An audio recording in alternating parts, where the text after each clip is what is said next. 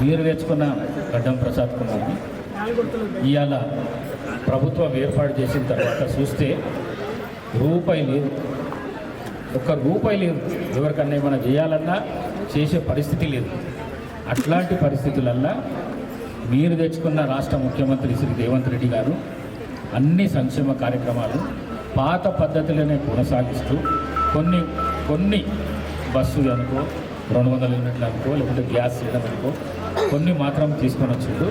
ఈ సంక్రాంతికి శుభవార్త ఏమున్నది అంటే, ఈ సంక్రాంతికి ఏదైతే రైతు బంధు ఇంతకుముందు కేసీఆర్ 10,000 ఇస్తుండేనో రైతు భరోసా అని పెట్టినాం మనం కాంగ్రెస్లో రైతు భరోసా అని పెట్టినాము.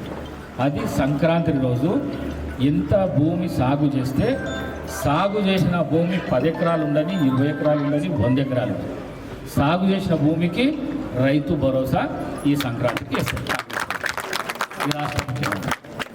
రెండవది ఏదైతే ఎలక్షన్ల వాగ్దానం ఇచ్చిండో ఉపాధి హామీ జాబ్ కార్డు ఉన్న వాళ్ళకి పైసలు ఇస్తామని చెప్పినాం. నేను కూడా చెప్పినాను, భూమి లేని వాళ్ళకు ఉపాధి హామీ కార్డు ఉన్న వాళ్ళు ఎవరైతే ఉన్నారో వాళ్లకు 12,000 రూపాయలు ఈ సంక్రాంతికి ఇస్తాం. ఈ 2 కార్యక్రమాలు ఈ సంక్రాంతి నుంచి స్టార్ట్ అవుతాయి.